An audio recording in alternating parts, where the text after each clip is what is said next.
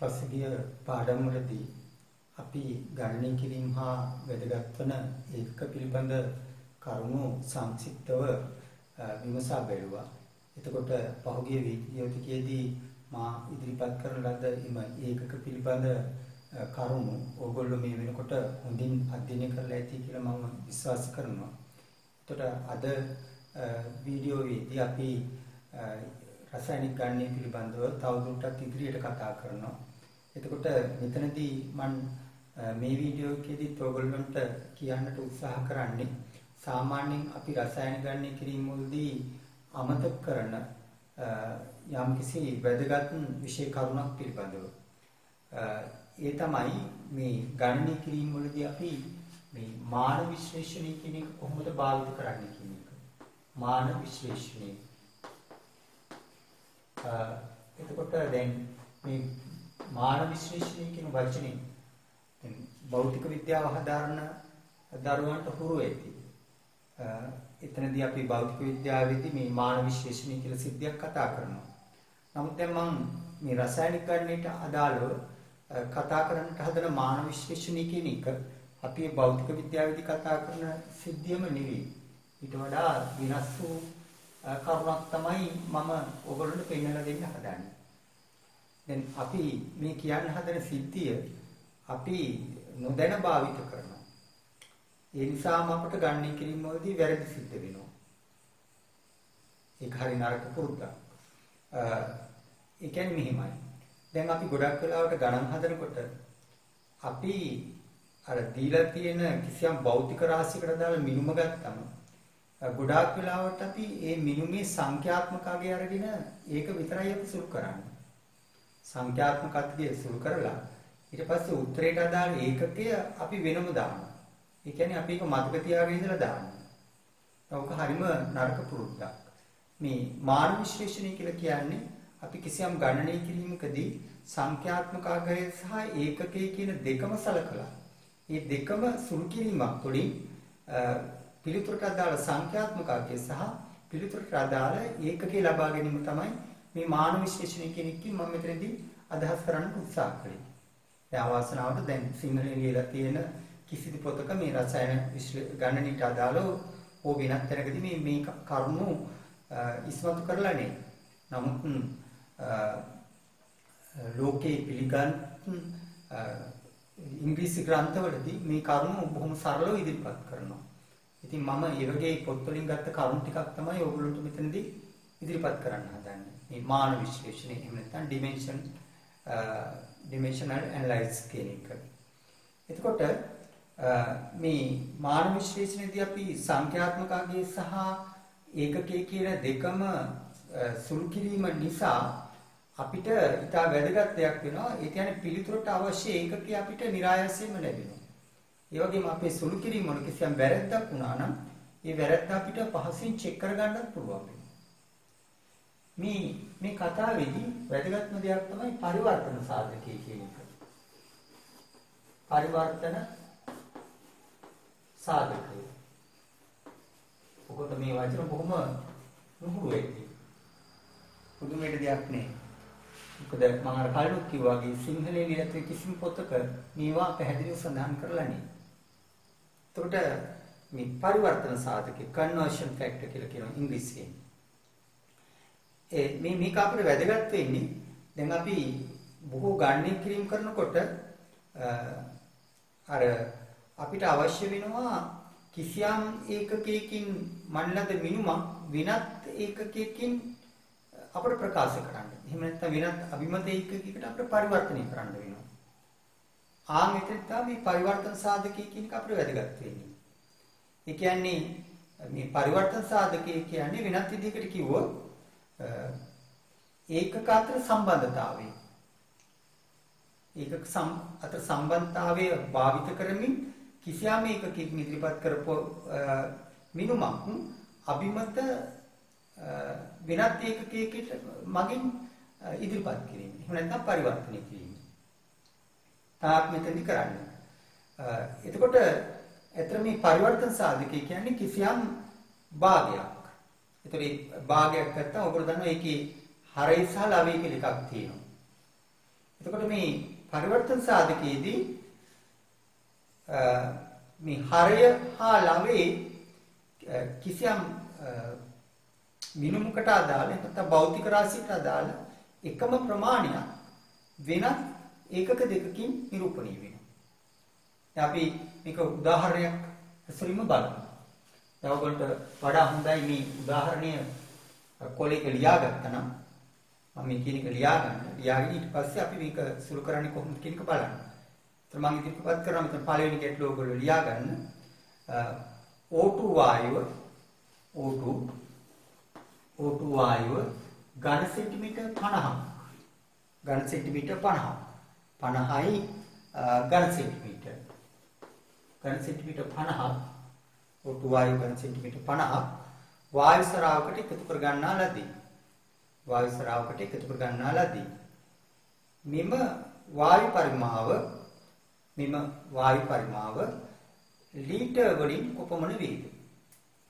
Litre වලින් කොපමණ වේද? හොඳයි.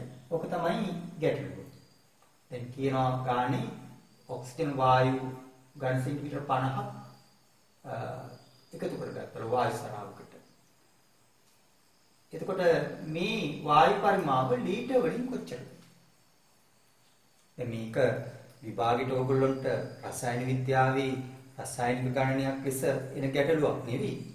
මේ පරිවර්තන සාධකය කියන එක මොකක්ද කියන එක පැහැදිලි කරන්න මම ගත්ත සරල උදාහරණයක්. ඒතර මේ පාඩම් පුරාවට මම එවැනි උදාහරණ කොහොම සරල වූ උදාහරණ වලින් තමයි මේ විෂය කරුණු කියන්න හදන්නේ. ඒතර මුලින්ම ඔයගොල්ලෝ හිතෙන්න පුළුවන් මේවා ඉතින් මොනවද මේවා සරල දේවල් නේ කියලා. නමුත් අපි වෙන හරි විශාල වැරදි සංඛ්‍යාවක් කරනවා.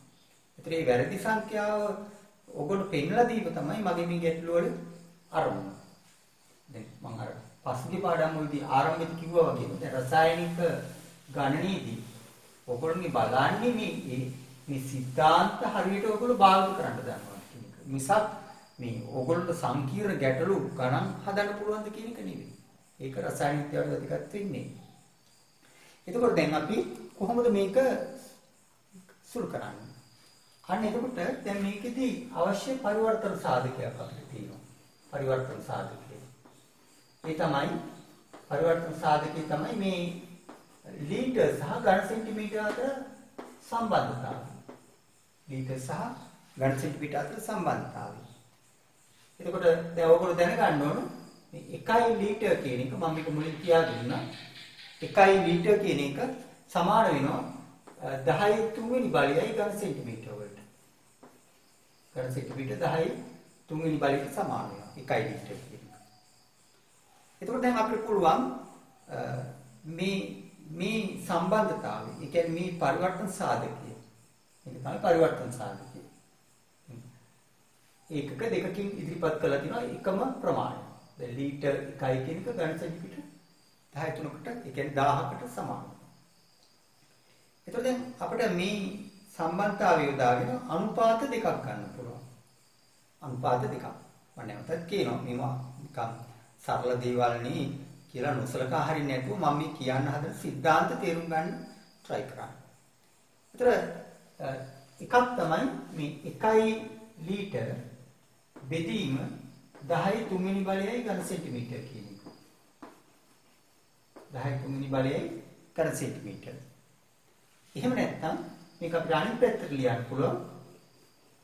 ඒ තමයි 10 3 වෙනි බලයයි ඝන සෙන්ටිමීටර බෙදීම 1 ලීටර. එතකොට ඔයගොල්ලන්ට පේනවා මම ලීටර වලට කැපිටල් L අකුරක් පාවිච්චි කරන්නේ. ඒක තමයි වර්තමානයේ භාවිත කරන ක්‍රමය. සිම්පල් L අකුර නෙවෙයි කැපිටල් L අකුර. එතකොට දැන් මේක තමයි සම්බන්ධතාවය. right. ඒතකොට එතනින් ගිහිල්ලා අපිට දැන් මේ ඝන සෙන්ටිමීටර 50 කියන එක එම නිසා මේ ඝන සෙන්ටිමීටර 50 කියන එක අපිට පුළුවන් ලීටර කරන්න. ලීටර කීයක්ද? කියලා ප්‍රවාහ ගන්නවා. ඒතර කොහොමද අපි හොයාගන්නේ? ඒතර අපිට මේක හෝ මේක සම්බන්ධතාවය ගන්න ඕනේ. ඒතර අපි දැන් මෙතෙන්දි ගන්නවා මේක. එතකොට ඒ කියන්නේ ඝන සෙන්ටිමීටර 10 3ක් ඝන සෙන්ටිමීටර 10 3ක් කියන්නේ ලීටර් එකක්. එහෙම හිතින් කියමින් හදන්න. එතකොට වරදින්නේ. ඝන සෙන්ටිමීටර 10 3ක් කියන්නේ ලීටර් එකක්. එහෙනම් ඝන සෙන්ටිමීටර් 50ක් කියන්නේ ලීටර් කීයක්ද? ඝන සෙන්ටිමීටර් 50ක් කියන්නේ ලීටර් කීයක්ද? අන්න දැන් අපි සංඛ්‍යාත්මක අගයන් සහ ඒකක කියන දෙකම සුළු කරනවා. දැන් මේ ඝන සෙන්ටිමීටර් මේ ඝන සෙන්ටිමීටර් වලට කැපිලා යනවා. නැත්නම් සුළු වෙනවා. එතකොට දැන් උත්තරේ එන්නේ මේ 50 මෙතන තියෙනවා 50 ඉර උඩ තියෙනවා. හරි ලාභී තියෙනවා. මේ 10 තුන ඉර උඩට යනකොට 10 ඍණ 3ක් වෙනවා. 10 ඍණ 3ක් වෙනවා. එතකොට මෙතන ඒකකයේ තියෙනවා ලීටර් කියලා. නිසා උත්තරේ 50 වැඩි කිරීම 10 ඍණ 3යි. එතකොට මේක සම්මතාංකණේ නැත්නම් විද්‍යාත්මක අංකණේ තියෙනවා. එතකොට මේක ලියනවා 5.0 වැඩි කිරීම 10 ඍණ 2යි කියලා. ලීටර්. සම්මතාංකණේ 10 බලයක් සහ 1ක් 10ක් අතර පූර්ණ සංඛ්‍යාවක් ලෙස ලිවීම. සම්මතාංකණය කියන්නේ ඒතර අපි ගණනය කිරීම වලදී පිළිතුරු ඒ සම්මත අංකණය සම්මත ආකාරය තියෙනවා නම් තමයි හොඳ. සම්මත අංකණය සම්මත ආකාරයෙන් තියෙනවා නම් තමයි හොඳ. සම්මත අංකණය. එහෙම නැත්නම් විද්‍යාත්මක අංකණය කියලා ඒකට කියනවා scientific notation. ඒක තමයි උත්තරේ. ඔන්න දැන් බලන්න දැන් මහලුකු ගානක් ඇදෙන්නේ. මෙතන හැබැයි අපි අර සිද්ධාන්ත හරියට භාවිත කරා. මේක තමයි පරිවර්තන සාධකේ. ඒ අනුව මේ අනුපාත දෙක අපිට ගන්න පුළුවන්. ඒක උචිත අනුව ආකාරයකට මෙතනදී අපි ගන්න නීතිය දාගත්තා. එතකොට දැන් අපි සංඛ්‍යාත්මක අගයක් සුළු කරා. ඒකකයක් සුළු කරා. එතකොට උත්තරයට අවශ්‍ය ලීටර් කියන එක සුළු කිරීමම ලැබෙනවා. මොකද ඝන සෙන්ටිමීටර් කියන එක සුළු වෙලා යන නිසා. හොඳයි. මම හිතනවා ඒක තේරුම් ගන්න ඇති කියලා බොහොම සරල උදාහරණයක්. හොඳයි. අපි බලමු ඒ වගේ තවත් උදාහරණයක්.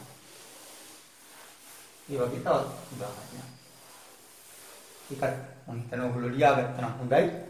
මම කියනවා මෙහෙම. ඔයගොල්ලෝ ලියාගන්න නයිට්‍රජන් වායුව වායුගෝලී ප්‍රධානම සංඝටක වායුවයි. වායුගෝලී ප්‍රධානම සංඝටක වායුවයි. සංඝටක වායුවයි. වීදුරු බල්බික අඩංගු නයිට්‍රජන් වායු ප්‍රමාණික ස්කන්ධය මිලිග්‍රෑම් 243ක් නම් ස්කන්ධය මිලිග්‍රෑම් 243ක් නම් එම ස්කන්ධය කිලෝග්‍රෑම් වලින් කොපමණ වේද? right. ඔක තමයි ගාන. එතකොට වීදුරු බල්බ් එක තියෙනවලු නයිට්‍රජන් වායුව. ඒ පවතින නයිට්‍රජන් වායුවේ ස්කන්ධය ග්‍රෑම් 243යි මිලිග්‍රෑම් 243යි. එතකොට දැන් ප්‍රශ්නේ අහන්නේ මේ ස්කන්ධය කිලෝග්‍රෑම් වලින් කොච්චරද කියලා. කිලෝග්‍රෑම් වලින් කීයද? right. මොන දැන් අපිට අර පරිවර්තන සාධකයේ කියන එක ඕන වෙනවා. ඒ කියන්නේ ඒකක අතර සම්බන්ධතාවය. මොකක්ද ඒකක දෙක ග්‍රෑම් සහ මිලිග්‍රෑම් සහ කිලෝග්‍රෑම්. එතකොට අපි මේක මුලින් ඉගෙන ගත්තා. දැන් මේ 1 කිලෝග්‍රෑම් කියන එක සමාන වෙනවා 10 6 වෙනි බලයේ මිලිග්‍රෑම් වලට. මේක තමයි පරිවර්තන සාධකය.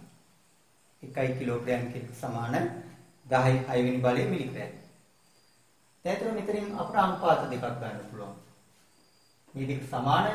නිසා අපිට කියන්න පුළුවන් 1 කිලෝග්‍රෑම් බෙදීම 10 6 මිලිග්‍රෑම් කියන සම්බන්ධය ගන්න පුළුවන් අනුපාතේ. හෝ අපිට ගන්න පුළුවන් 10 6 මිලිග්‍රෑම් බෙදීම 1 කිලෝග්‍රෑම්. ඒකම ගන්න. කියන්නේ මිලිග්‍රෑම් 10 6ක් කියන්නේ කිලෝග්‍රෑම් එකක්. එහෙම නැත්නම් කිලෝග්‍රෑම් එකක් කියන්නේ මිලිග්‍රෑම් 10 6ක්. දැන් 10 වැඩි කිරීම 10. දැන් අපි අහන්නේ අර නයිට්‍රජන් 243 මිලිග්‍රෑම් කියන කිලෝග්‍රෑම් කීයද කියන එක. right. ඒ නිසා 243 මිලිග්‍රෑම් කියන කිලෝග්‍රෑම් බවට පත් කරමු. එතකොට අපි මොන සම්බන්ධයද මේකකින් ගන්නේ? තර්ක කරලා කියන්නේ. ත්‍රක් ගන්නවා මේක. ඒතර 10 6යි මිලිග්‍රෑම් කියන එක 6 මිලිග්‍රෑම් කියන්නේ කිලෝග්‍රෑම් එකක්. එහෙනම් 243යි මිලිග්‍රෑම් කියන්නේ කිලෝග්‍රෑම් කීයක්ද? ඔක තමයි අපි එතකොට සුළු කර ගන්න ඕනේ. එතකොට දැන් මෙතනදී අපි මේක සුළු කරලා බලමු. එතකොට දැන් ඒකක සුළු වෙනවා මිලිග්‍රෑම් කියන සුළු වෙනවා. එතකොට උත්තරේට එන්නේ මේ 243 ඉර උඩ තියෙනවා. 243යි මීරයට තියෙන 10 6 ඉර උඩට එනවා. එතකොට 10 ඍණ 6 වෙනි බලයක් වෙනවා. ධන ඍණ බවටපත් වෙනවා. ඒකකයේ කිලෝග්‍රෑම් තියෙනවා. මේ සුළු කිරීමෙන්ම ආවා. මේක අපි අර සම්මත විදිහට කිව්වොත් මේ මෙතන තියෙන දශම ස්ථානෙ මෙතනට ගෙනියනවා. ඒ කියන්නේ පියවර දෙකක් ගෙනියනවා. එතකොට 2.43 වෙනවා. එතකොට 2.43 කියලා මේක ලියනකොට 10 දෙවෙනි බලයක් වෙනවා මෙතන. ඒතර මේ 10 දෙවෙනි බලය 10 ඍණ 6 වැඩි වුණාම 10 ඍණ 4 වෙනි බලයක් වෙනවා. ඒ නිසා මෙන්න මේක තමයි උත්තරේ. එතකොට දැන් රසායන විද්‍යාවට අදාළ උසුළු කිරීමක් කරේනේ. නමුත් අර පරිවර්තන සාධකයේ කියන එක නිවැරදිව භාවිත කළා. දැන් සංඛ්‍යාත්මක අගයයි ඒකකයයි දෙකම සුළු කරා. නේද? එතකොට අර මේ සම්බන්ධතාවය දාගෙන තමයි අපි මෙතනදී පිළිතුර ලබා ගත්තේ. ඉතින් ඔන්න ඔය විදිහට තමයි මේ පරිවර්තන සාධකයේ කියන යෙදෙන්නේ. ඉතින් අපි ඕනෑම ගණනය කිරීමක් කරනකොට රසායනික ගණනයක් කියන්නේ ඕනෑම ආකාරයේ ගණනය කිරීමක් කරනකොට අනිවාර්යයෙන් මේ පරිවර්තන සාධකයේ කියන අපි භාවිත කරනවා. ඒක අපි දැනගෙන හෝ නොදැන භාවිත කරනවා. හැබැයි එතෙන්දී අපි ගොඩාක් වෙලාවට කරන්නේ අර වෙනත් අපි අර පුරුදු වෙච්ච ක්‍රමයකට ගිහිල්ලා ඒකක අතහැරලා අර සංඛ්‍යාත්මක අගය විතරක් කරන් සුළු කරන එක. එතකොට ඒක හරිම වැරදි දෙයක් විදිහට තමයි මම දකින්නේ. එතකොට අපි ඉදිරියට ගණන් හදනකොට අපිට එහෙම මතකයෙන් ඒකකේ ගන්න බැරි වෙලා යනවා. එතකොට ගොඩාක් වෙලාවට අපි සුළු කිරීම වරදිනවා. ඒකකයක් වරදිනවා. ඉතින් ඒ නිසා ගාන හැදුවට අන්තිමට උත්තරේකුත් නැහැ. හදපු දෙයට ලකුණක් දෙන්න විදියකුත් නැහැ. නිසා බලමු ඊළඟ උදාහරණය. කොල් ලියා ගන්න මේ ගාන. ඝන සෙන්ටිමීටර් 2ක පරිමාවක් ඇති ඝන සෙන්ටිමීටර් 2ක පරිමාවක් ඇති රත්රන් කැබැල්ලක ස්කන්ධය ග්‍රෑම් වලින් කොපමණ වේද? ග්‍රෑම් වලින් කොපමණ වේද? රත්රන් වල ඝනත්වය 19.3යි ග්‍රෑම් ඝන සෙන්ටිමීටරයට වේ. 19.3යි ග්‍රෑම් ඝන සෙන්ටිමීටරයට වේ. right. දැන් අපි අර කියපු කරුණු පදනම් කරගෙන කොහොමද ඔක හදන්නේ? දැන් රත්රන් කැබැල්ලක් තියෙනවා. ඒකේ පරිමාව ඝන සෙන්ටිමීටර 2යි කියලා කියනවා. ඝන සෙන්ටිමීටර 2යි. එතකොට මේ රත්රන් කැබැල්ලේ ස්කන්ධය කොච්චරක් කියලායි අපෙන් අහන්නේ. එතකොට දැන් අපි ගන්න පරිවර්තන සාධකය නැත්නම් අනුපාතය මොකක්ද? එතකොට මේ ඝන සෙන්ටිමීටරයට ග්‍රෑම් 19.3යි කියලා කියනවනේ ඝනත්වය. ඒ කියන්නේ අපිට ඒක ලියන්න පුළුවන් 19.3යි ග්‍රෑම් කියන එක සමානයි 1යි ඝන සෙන්ටිමීටර. තමයි තියෙන්නේ. 1යි ඝන සෙන්ටිමීටර. එතකොට ඒක අපිට අනුපාතය ලෙස ලියන්න පුළුවන් 19.3යි ග්‍රෑම් බෙදීම 1යි ඝන සෙන්ටිමීටර. අපි කියවන්නේ ඝන සෙන්ටිමීටර එකක ස්කන්ධය 19.3යි ග්‍රෑම්. හෝ අපිට ලියන්න පුළුවන් ග්‍රෑම් 19.3ක් ස්කන්ධයකට මෙතන පරිමාව ඝන සෙන්ටිමීටර 1යි. කියන්නේ 19.3යි ග්‍රෑම් කියන්නේ ඝන සෙන්ටිමීටර 1යි. ඔය දෙකම අපිට ගන්න පුළුවන්. දැන් අපි අහන්නේ ඝන සෙන්ටිමීටර 2ක රත්රන් කැබැල්ලක් ගත්තම ඒකේ තියෙන ස්කන්ධය කොච්චරද කියන එක. දැන් කොහොමද එතකොට අපි හදාගන්නේ? එතකොට අපිට හොයාගන්න ඕන ඝන සෙන්ටිමීටර දෙකක් කියන්නේ ග්‍රෑම් කීයක් කියන එක. ඒතර අපිට මේ දෙකෙන් කොයිකද ගන්න වෙන්නේ? මේක ගන්න වෙන්නේ. ඝන සෙන්ටිමීටර එකක් කියන්නේ ග්‍රෑම් 19.3. එහෙනම් ඝන සෙන්ටිමීටර දෙකක් කියන්නේ ග්‍රෑම් කීයක්ද? ඔකනේ තර ඝන සෙන්ටිමීටර එකක් කියන්නේ 19.3ක් නම් දෙකක් කියන්නේ කීයද?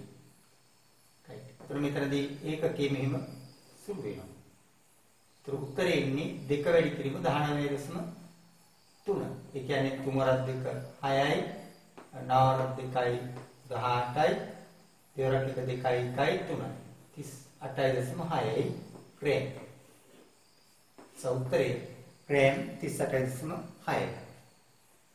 මම කියන්න ඕන වෙන්නේ දැන් අපි ඒකකයේ කියන එක හිතලා දැම්මිනේ මේ සම්බන්ධතාවය. ඒ කියන්නේ මේ ඝනත්වයේ අර්ථකථනයෙන් එන මේ අගය අපි මේ විදිහට මේක අනුපාතයේ සලකලා පරිවර්තන සාධකයේ සලකලා තමයි අපි පරිවර්තනය කළේ.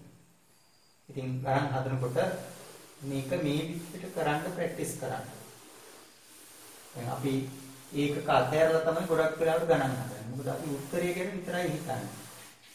නමුත් මුල්ම පාඩම් වලදී කිව්වා අපි භෞතික රාශියක් අපි ඉදිරිපත් කරනකොට සංඛ්‍යාත්මක අගය සහ ඒකකයේ කියන දෙකම එක වගේ වැදගත් කියන කරුණ. right. මේ තවත් උදාහරණයක්. මිනිස් සිරුරේ සාමාන්‍ය උෂ්ණත්වය 98.6යි ෆැරන්හයිට් අංශක වේ. 98.6යි ෆැරන්හයිට් අංශක වේ. මෙම උෂ්ණත්වය සෙල්සියස් අංශක වලින් හා කෙල්වින් වලින් කොපමණ වේ? සෙල්සියස් අංශක වලින් හා කෙල්වින් වලින් කොපමණ වේ? හොඳයි. මේ තමයි ෆැරන්හයිට් වලින් මිනිස් සිරුරේ සාමාන්‍ය උෂ්ණත්වය. ඒකෙන් අහනවා දැන් මේක සෙන්ටිග්‍රේඩ් නම් කීයද? කෙල්වින් නම් කීයද? මේ දවස්වල උෂ්ණත්වය මැනීම කියන එක අපි හැම වෙලෙම කරනවානේ.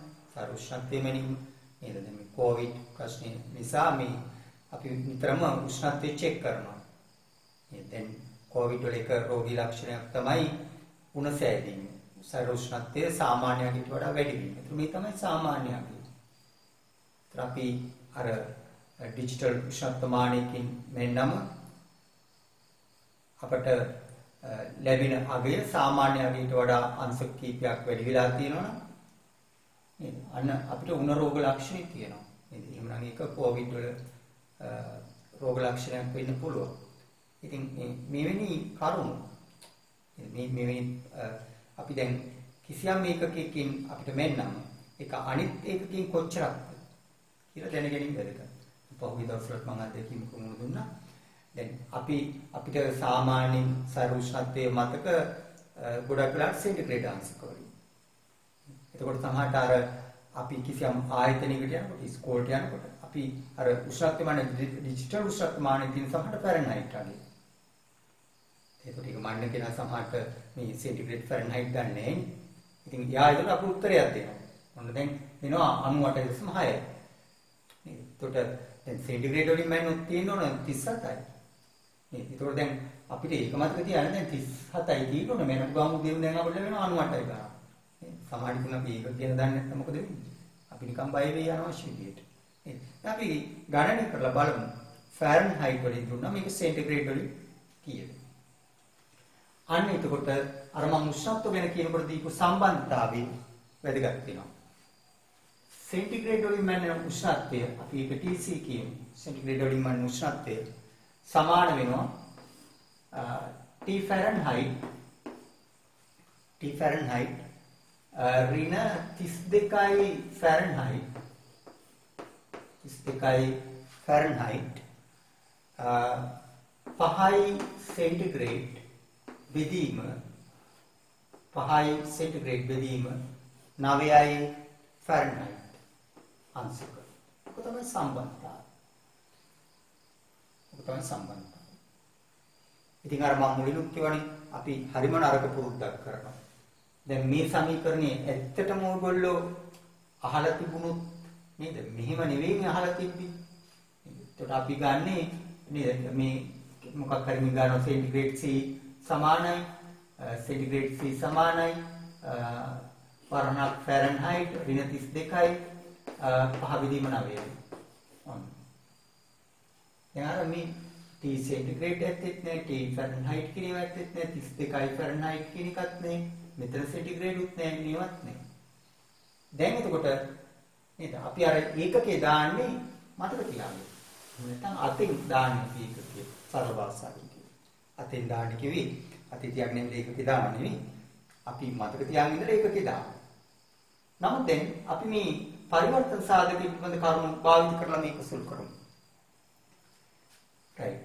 එතකොට දැන් අපේ උෂ්ණත්වය දීලා තියෙන්නේ මොනවෙන්ද? මේ body temperature සාර උෂ්ණත්වය ෆැරන්හයිට් වලින්. ඒක මෙතනට ආදේශ කරමු. එතකොට සෙන්ටිග්‍රේඩ් වලින් අපි දෙනවා උත්තරේ. එතකොට දැන් අපි ආදේශ කරන්නේ මොකද්ද? 98.6 විතරක් නෙවෙයි 98.6 ෆැරන්හයිට්. ඍණ 32යි ෆැරන්හයිට්. වැඩි කිරීම 5යි සෙන්ටිග්‍රේඩ් බෙදීම 9යි ෆැරන්හයිට්. එතන 98.6න් 32ක් අඩු කරා. එතකොට එනවා 66.6යි. 66.6යි. එතන උත්තරයක් විතර නෙමෙයි එකකුත් තියෙනවා. මේ ෆැරන්හයිට් වලින් ෆැරන්හයිට් නේ අඩු කරන්නේ. සමේක දැන් 66.6 ෆැරන්හයිට්. වැඩි කිරීම මෙතන තියෙනවා 5යි සෙන්ටිග්‍රේඩ් බෙදීම 9යි සෙන්ටිග්‍රේඩ් 9යි ෆැරන්හයිට්. right. දැන් ඒක සුළු වෙනවා මේ ෆැරන්හයිට් මෙන් සුළු වෙනවා. අපේ භාෂාවෙන් කිව්වොත් කැපිලා යනවා. දැන් මේක කැපිලා යනවා නෙවෙයි ඒක අපි සුළු කරනවා. කැපිලා යනවා කියන්නේ මේක සුළු කරනවා කියන එක. right. දැන් උත්තරේ එන්නේ මොකක්ද? සෙන්ටිග්‍රේඩ්. මේක 66.6 වැඩි කරන්න fine. 66.6 අපි වැඩි කරනවා 5න් ඊට පස්සේ බෙදනවා 9. නේද? ඒක උත්තරේ ඔයගොල්ලෝ සුළු කරලා බලන්න 37යි. සෙන්ටිග්‍රේඩ්. සාර උෂ්ණත්වය සාමාන්‍ය ෆැරන්හයිට් නම් 98.6යි ඒක සෙන්ටිග්‍රේඩ් නම් 37යි. ඒතකොට දැන් අපි අර උදේ ඉස්කෝලේට යනකොට හරි රජයේ ආයතනයකට යනකොට හරි මේ දවස්වල අපි සෙන්ටිග්‍රේඩ් උෂ්ණත්වමානයකින් නම් මනින්නේ නේද? දැන් ඒක තිබුණොත් එහෙම 39ක් විතර එහෙම 40ක් විතර එහෙම ඒක ටිකක් අසාමාන්‍ය සිද්ධියක්. ඒ වගේම මේ ෆැරන්හයිට් ගාන අංශක 100ක් විතර එහෙම තිබුණා නේද? එහෙම නැත්නම් ඊට වඩා වැඩි වුණොත් එහෙම ඒක උණ රෝගේ උණ රෝග ලක්ෂණ වෙන්න පුළුවන්. ඉතින් ඒක පොඩ්ඩක් ඒක අපි මේ දවස්වල නම් සැලකිලිමත් වෙන්න ඕනේ. right. දැන් ඉතාල වැදගත්. දැන් අපි අර කම්මැලි කමට මේක කයින් කරලා කෙටියෙන් උත්තරේ ගන්නවා කියන එක හරිම භයානක වැඩ. ඒක හරිම මම පාවිච්චි කරන්න කැමති වචනේ නරක පුරුදු. ගණනය කිරීමේදී කරන නරක පුරුදු. අපි එක එක දේවල් වලදී නරක පුරුදු කරනවානේ. මේ ගණනය කිරීමේදී කරන නරක පුරුදු. ඉතින් ඒවා නේද? කවදා හරි ලොකු ප්‍රශ්න ඇති කරනවා එහෙම නරක පුරුදු අපි පුරුදු වුණොත්. හොඳයි. එහෙනම් ඊළඟට අපි බලමු දැන් අපිට ඔය පුරුදු ඇති කරලා තියෙන්නේ කවුද? ඔය පුරුදු ඇති කරලා තියෙන්නේ ගුරුවරුමයි. අපිට නිතරම කියනවා මොනවද? විභාගයේදී ඉක්මනට හදන්න ඕන, විලාව තියෙන ටිකයි, එදින සැකේටියෙන් හදන්න ඕන, වැඩි වැඩ කරන්න විලාව නේ. ඔන්න ඔය වගේ දේවල් අපිට කියලා තියෙනවානේ. ඉතින් අපි ඒ වගේ නිකන් ඕන නැති වේගයක් පුරුදු වෙලා අර අවශ්‍ය කරුණු අපි අතහැරලා සුළු කිරීම කරගෙන යනවා. ඉතින් එතකොට විභාගෙට ලකුණු දෙන්නට බෑ. ලකුණු දෙන්නට බෑ. දැන් ගානකව කැලක් තිබුණානේ. අර 98. අපි කියපු උෂ්ණත්වය ඒක දැන් අපි ෆැරන්හයිට් කියලා ෆැරන්හයිට් වලින් දුන්නේ. ඒක අපි සෙන්ටිග්‍රේඩ් කළා. දැන් ඒ වගේම අපිට පුළුවන් වෙනවා මේක කෙල්වින් කීයද කියන එකත් හොයාගන්න. කෙල්වින්. එතකොට අපි මෙන්න මේ සම්බන්ධය ගන්නවා. කෙල්වින් T කෙල්වින් කෙල්වින් වලින් මන්නේ උෂ්ණත්වය කියන එක. කෙල්වින් T කියන එක සමානයි T සෙන්ටිග්‍රේඩ් වැඩි කිරීම 1 කෙල්වින් T සෙන්ටිග්‍රේඩ් වැඩි කිරීම 1 කෙල්වින් බෙදීම 1 සෙන්ටිග්‍රේඩ් ධන 273.15 කෙල්වින්. ඔන්න ඕක තමයි ඇත්තටම සමීකරණය. නමුත් අපි දැන් ඕක කෙටියෙන් මතක තියාගන්නේ කොහොමද? මේ කෙල්වින් සමානයි සෙන්ටිග්‍රේඩ් ධන 273.15. ඔන්න මම කියපු දේ කොයිතරම් නරකද කියන එක. C එතන මේ C කියන්නේ සෙන්ටිග්‍රේඩ් T කියන එක. සෙන්ටිග්‍රේඩ් උෂ්ණත්වය. මේ K කියන්නේ කෙල්වින් උෂ්ණත්වය කියන එක. 273.15 කෙල්වින්. දැන් අපි ඒකක මොකවත් නැතුව තමයි ඊළඟ සුළු කරන්නේ. ඉතින් කෙටියෙන් මතක තියාගත්ත කමක් නැහැ. සුළු කිරීමේදී නම් මේ නිවර්ති ක්‍රම භාවිත කරන්නේ තමයි හොඳ. දැන් මොන මම හදනවා. එතකොට සෙන්ටිග්‍රේඩ් වලින් අපි දැන් උෂ්ණත්වය හෙව්වනේ 37 සෙන්ටිග්‍රේඩ්. අර මම ඒක ආදේශ කරනවා සෙන්ටිග්‍රේඩ් 37. සෙන්ටිග්‍රේඩ් 37ක් ආදේශ කළා. වැඩි කිරීම 1 කෙල්වින් බෙදීම 1 සෙන්ටිග්‍රේඩ් අංශක. ධන 273.15 කෙල්වින්. දැන් මොකද වෙන්නේ? දැන් මේ සෙන්ටිග්‍රේඩ් වලට සුළු වෙනවා. ඒතර මෙතන ඉන්නේ 37 කෙල්වින්. ඒක අංශක කියලා දාන්නේ කියලා මම කිව්වනේ. 37 කෙල්වින් ධන 273.15 කෙල්වින්. කෙල්වින් එකතු වෙන නිසා උත්තරේ කෙල්වින්. તો 37ක් එක්කව කරන්න. එතකොට එනවා 310.15. මෙතන එනවා එතකොට 273.15 එකතු කිරීම 37. එතකොට එන්නේ 10යි 11යි 310යි. 310.15 කෙල්වින්. අනුත්තරේ. ඉතින් නැවට හිතෙන්න පුළුවන් ඉතින් මේක මහා දීර්ඝ ක්‍රමයක්. ඉතින් එහෙම හිතෙන්න පුළුවන්. නමුත් මේක තමයි නිවැරදි ක්‍රමය. බලන්න මම ඒකකයේ අතින් දැම්මේ ඒකකේ සුළු කරලා ගත්තා. ඒ තමයි අපි අර මුලින් කියපු විදිහට මේ පරිවර්තන සාධකය භාවිත කිරීම. ඒ කියන්නේ මාන විශ්ලේෂණයේ ඇසුරින් ගැටලු විසඳීම. රසායන විද්‍යාවට අදාළව. ඉතින් දැන් මේවා අර ලොකු ගණන් හදනකොට ඇත්තටම ලොකු ගණන් කියලා જાතියක් නේ. මේ ලොකු ගණන් කියන එකක් ඇත්තටම තියෙන්නේ ඒකේ පොඩි කොටස් ගණනාවක් නේ. ඒතර මේ පොඩි කොටස් වලදී අපි මේ කරුණු මේ විදිහට අනුගමනය කරනවා නම් හොඳයි කියන එක තමයි මට කියන්න තියෙන්නේ. එතකොට අපි බලමු තවත් ගැටලුවක්. මේක මෙහෙම ලියාගන්න. මල නොබෙදෙන වාණී වලින්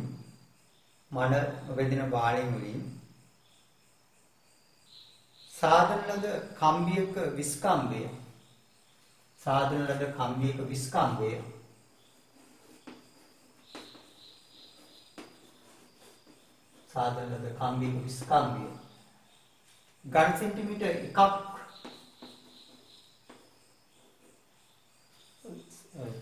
ඝන සෙන්ටිමීටර එකක් වන අතර විස්කම්බය සෙන්ටිමීටර එකක් වන අතර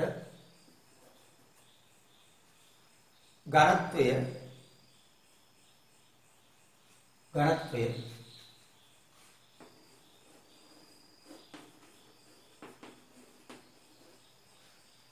7.75යි ඝන සෙන්ටිමීටරයට ග්‍රෑම් වේ. ඝන සෙන්ටිමීටරයට ග්‍රෑම් වේ.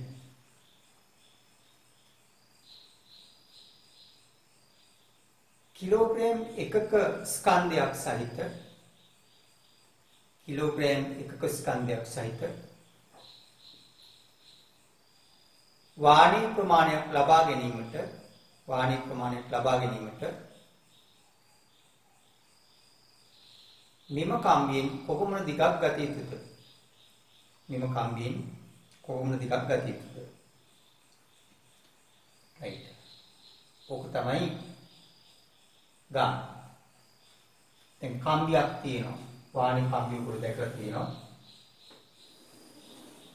මේකේ විස්කම්භය එක ඝන සෙන්ටිමීටර 1යි වාණි කම්බිය. ඝනත්වය 7.75 ඝන සෙන්ටිමීටර ගන්න. දැන් මේ වාණි කම්බියෙන් කිලෝග්‍රෑම් එකක් ගන්න කොච්චර දිගක් ගන්න ඕනද? කිලෝග්‍රෑම් එකක් වෙන්න අපි කොච්චර දිග වාණි කම්බි කෑල්ලක් ගන්න ඕනද? ඔය තමයි ගාන. දැන් මේක රසායන විද්‍යාවේ රසායනික ගණනයක් ඇත්තේ කෙනෙක් නෙවෙයි. අර පරිවර්තන සාධකයේ කෙනෙක් තේරුම් ගන්න තමයි මම මේ කියාගෙන යන්නේ.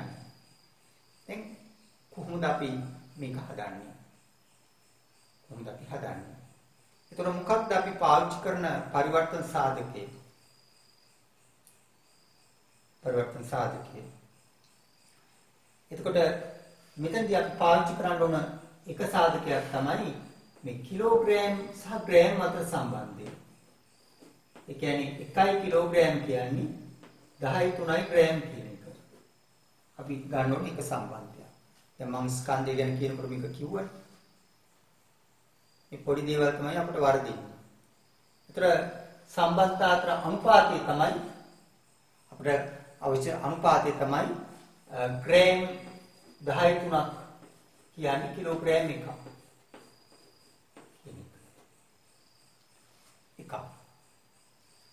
එහෙනම් ඒකෙන් අපිට ගන්න පුළුවන් මේ ගත යුතු වාණි ස්කන්ධය. ගත යුතු වාණි ස්කන්ධය. ග්‍රෑම් වලින් කියමු. කිලෝග්‍රෑම් එකක්. ඒතර 1 කිලෝග්‍රෑම් කියන්නේ ග්‍රෑම් 10.3. 1 කිලෝග්‍රෑම් කියන්නේ ග්‍රෑම් 10.3. එකක් කියන්නේ 10.3. එහෙනම් 1 කිලෝග්‍රෑම් කියන ග්‍රෑම් කීයද කියලා කරන්න මේක මෙහෙම සුළු කරපුවම මේක කැපිලා යනවා. ඒතර 10.3යි ග්‍රෑම්. ඒතර උත්තරේ ග්‍රෑම් වලින් නම් 10.3යි. එහෙනම් ගත යුතු ස්කන්ධේ ග්‍රෑම් 10.3. එතකොට දැන් අපි හොයාගන්න ඕනේ මේ ග්‍රෑම් 10.3ක් ගන්න කොච්චර දිගක් ගන්න ඕනද කියන එක. එතකොට ඒකට ඉන්න අපි ඉස්සෙල්ලාම පරමාව හොයා ගන්න ඕනේ. මේ වාණි ග්‍රෑම් 1000ක පරමාව කොච්චරක්ද කියන එක හොයා ගන්න ඕනේ. එතකොට අපි සම්බන්ධයක් ඉගෙනගෙන තියෙනවා. ඝනත්වය සමානයි ස්කන්ධයේ විදීම පරිමාව. ස්කන්ධයේ විදීම පරිමාව. අන්න ඒකට අපි එමු. ඝනත්වය සමානයි ස්කන්ධයේ විදීම පරිමාව. එහෙනම් එතනින් අපිට හොයන්න පුළුවන් පරිමාව කියන එක සමානයි. පරිමාව කියන එක සමානයි. මේක නිරුක්ත කරාම ස්කන්ධේ වැඩි කිරීම එක බෙදීම ඝනත්වය. එක බෙදීම ඝනත්වය. ඔකට අපිට පුළුවන්. එතකොට දැන් අපිට අවශ්‍ය ස්කන්ධේ 10.3 ග්‍රෑම්. ස්කන්ධේ 10.3 ග්‍රෑම්. එතකොට ඝනත්වය 7.75 ඝන සෙන්ටිමීටරයක ග්‍රෑම්. 7.75 ඝන සෙන්ටිමීටර ග්‍රෑම්. ඒතර අපි ඒක අර සාධකෙ විදිහට ගත්තම 7.75ක් කියන්නේ ග්‍රෑම් 7.75ක් කියන්නේ ඝන සෙන්ටිමීටර එකක්. මේක අපිට එහෙම ලියා ගන්න පුළුවන්. 7.75 ග්‍රෑම් කියන්නේ ඝන සෙන්ටිමීටර එකක්. නම් ග්‍රෑම් 10.3ක් කියන්නේ ඝන සෙන්ටිමීටර කීයක්ද? එතකොට මෙතන ග්‍රෑම් කියනවා කැපිලා යනවා සුළු වෙනවා. ඒක දැන් වටිනවා 10.3 බෙදීම 7.75 ඝන සෙන්ටිමීටර.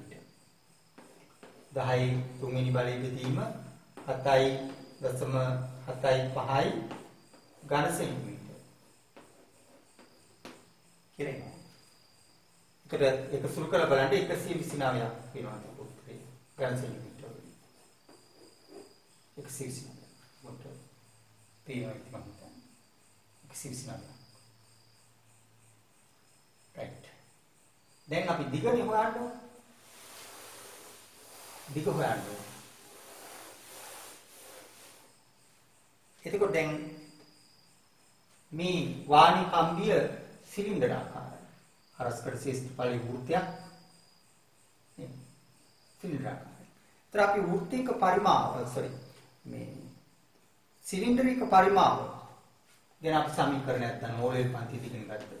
සිලින්ඩරික පරිමාව සමාන මොකක්ද? මේ දිග L නම් ඒ L වැඩි කිරීම phi r වර්ගය. phi r වර්ගය කියන්නේ වෘත්තයක ශේෂ්ඨඵලය. ඔක අපිට ගන්න පුළුවන්. දැන් මේ දිග තමයි අපි හොයාගන්න ඕනේ. දිග කියන එක සමාන v බෙදීම phi r වර්ගය. කියලා අපිට ගන්න පුළුවන්. v බෙදීම phi r වර්ගය. එතකොට දැන් v අපි හොයාගත්තා. එතකොට v සමාන 129යි ඝන සෙන්ටිමීටර. phi කියන්නේ 7න් 22යි. ඒකට එකකයක් නේ. r මේකේ r ඝන සෙන්ටිමීටර 1යි මේ විස්කම්බේ. විස්කම්බේ ඝන සෙන්ටිමීටර 1යි නේ. ඒකෙන් භාගයක් තමයි r. ඒ කියන්නේ එක බෙදීම 2යි. හරි. ඒක සෙන්ටිමීටර ඒකේ වර්ගය. දැන් මොකක්ද සුළු කර ගන්න ඕන? 129 මේක ඉර උඩයට මාරු කරමු. ඒතර 7 බෙදීම 22 මේක උඩයට මාරු කරමු. ඉර උඩට 2 එනවා. ඒක කියන්නේ මොකද්ද? මෙතන සෙන්ටිමීටර වර්ගය. මෙතන සෙන්ටිමීටර 3 බලය. ඒතර සෙන්ටිමීටර වර්ගයට 3 බලයක් කැන්සල් වුණා. ඉර උඩ ඉතුරු වෙන්නේ සෙන්ටිමීටර. ඒතර මෙතන දෙවරක් 1යි 11යි කොහොම එනවනේ. ඒතර උත්තරේ එන්නේ සෙන්ටිමීටර. මේක සුළු කරලා බලන්න. එතකොට එනවා 25.5යි. සුළු කරපුවාම එන්නේ සෙන්ටිමීටර. සුළු කරලා බලන්න. මේක 11න් බෙදන්න. 29 බෙදලා 11න් 7න් වැඩි කරා. එතකොට එන්නේ. එතකොට දැන් බලන්න ඒ ගාන අපි හදනකොට අර පරිවර්තන සාධකයේ කියන එක අපි දිගටම භාවිත කළා. පරිවර්තන සාධකයේ එක මෙතනදී අපි අවස්ථා කීපයකදී භාවිත කළා. 1 කිලෝග්‍රෑම් කියන එක සමානයි 10.3 ඝන සෙන්ටිමීටර කියන එක මේකේදී එක අවස්ථාවක්. ඊළඟ ඝනත්වය කියන්නේ ස්කන්ධයේ විදිහම පරිමාව කියන සමීකරණයට ගියාම ආයෙත් අපි මේ අනුපාතයක් එතනදී ගත්තා. පරිවර්තන අනුපාතයක්. ඒක භාගයක් ලෙස සලකලා තමයි අපි සුළු කිරීම කරේ. ඉතින් ඔන්න ඔය විදිහට මේ සුළු කිරීම කරනකොට මේ පරිවර්තන සාධකයේ කියන එක යෙදෙනවා. අපි තවදුරටත් ඉදිරියට බලමු තවත් ගැටලුවක්. මේක ඔයගොල්ලෝ ලියාගන්න. සෝඩියම් ක්ලෝරයිඩ් ග්‍රෑම් 75ක්. සෝඩියම් ක්ලෝරයිඩ් ග්‍රෑම් 75ක් ලබා ගැනීමට වාෂ්පීකරණයට ලක් කළ යුතු මුහුදු ජලයේ පරිමාව ලීටර් වලින් කොපමණ වේද? මුහුදු ජලයේ ඝනත්වය මුහුදු ජලයේ ඝනත්වය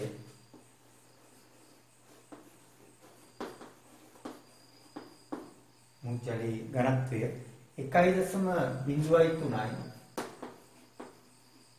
ග්‍රෑම් මිලිලීටරයට වේ. මිලිලීටර ග්‍රෑම් 1.03ක් වේ. මුහුදු ජලයේ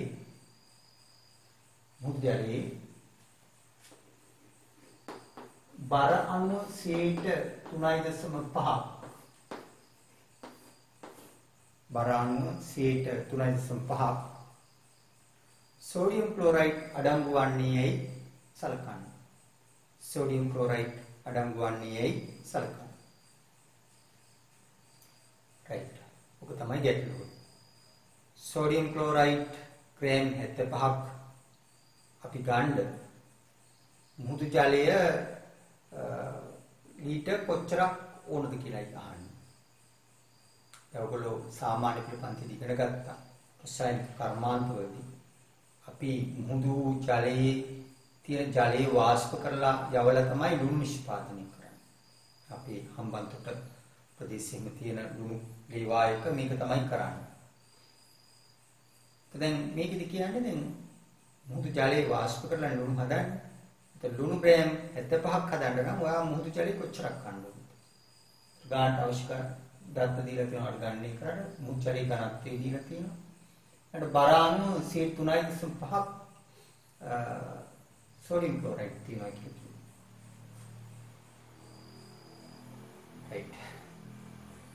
එතකොට දැන් අපි කොහොමද ওই දත්ත පාවිච්චි කරන්නේ? මෙන්න මේ දත්ත එකක් කියනවා. බරාණු 3.5ක් මුහුදු ජලයේ ලුණු තියෙනවා.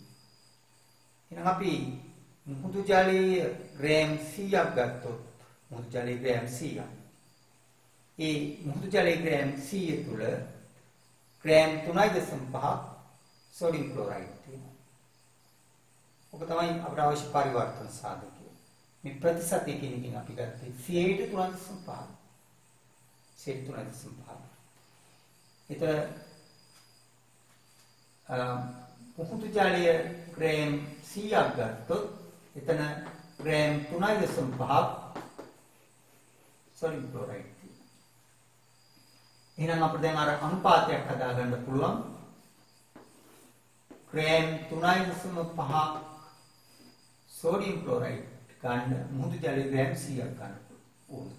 3.5ක් තියෙන 100ක් තුන. 3.5ක් තියෙන 100ක් තුන. දැන් 100 විදිහට 3.5. මොනවා? එතකොට දැන් අපිට ග්‍රෑම් 75ක් ගන්න ගතිත මුහුදු ජලයේ ස්කන්ධය අපි කමු. ගතිත මුහුදු ජලයේ ස්කන්ධය. කොට කොහොමද අපි හොයාගන්නේ? ගත යුතු මුහුදු ජලයේ ස්කන්ධය.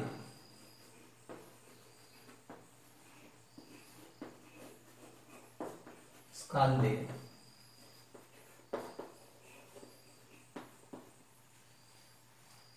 කොච්චරද?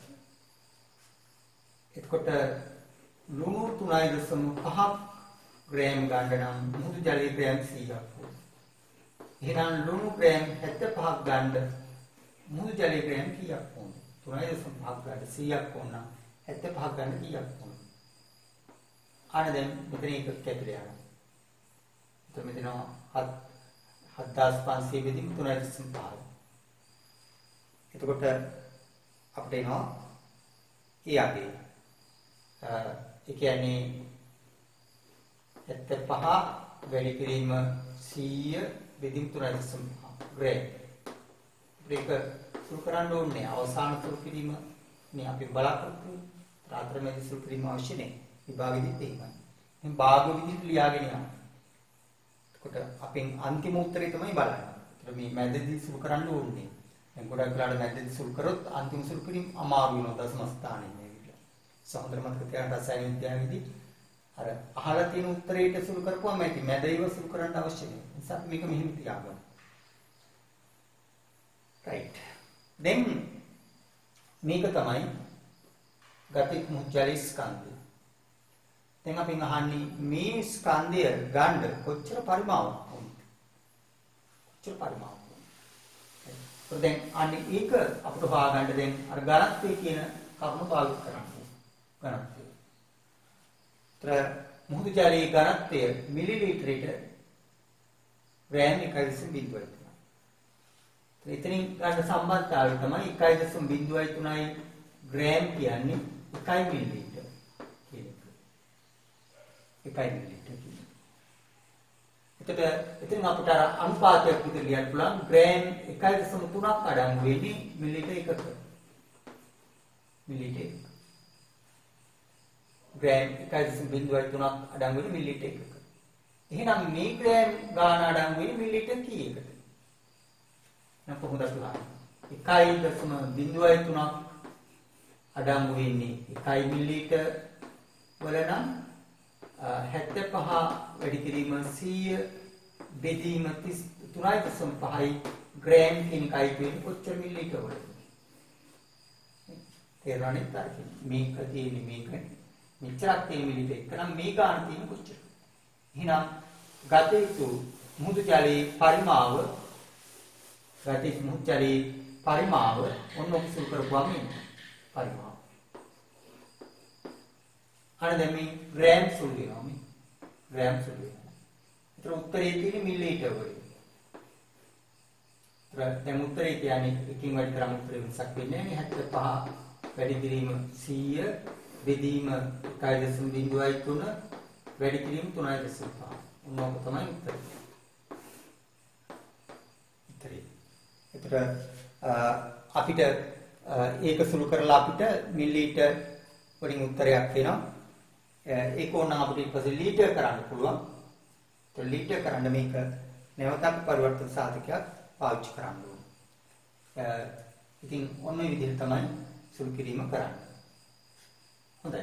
එතකොට දැන් මම ඔය කතා කරගෙන ගියේ රසායනික ගණනයන් වලදී සහ ඕනෑම ගණනය කිරීම වලදී වැදගත් වන පරිවර්තන සාධකයේ කියන එක. එහෙම නැත්නම් අර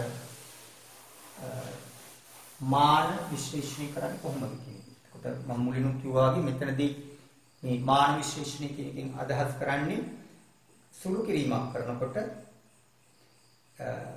අපි සලකනු ලබන මිනුමේ සංඛ්‍යාත්මක අගය සහ ඒකකයේ කියන දෙකම සලකලා අපි සුළු කරන්නේ. හිම සුළු කරනකොට අපිට මේ පරිවර්තන සාධක කියන අපි දැනගෙන ඉන්නවා.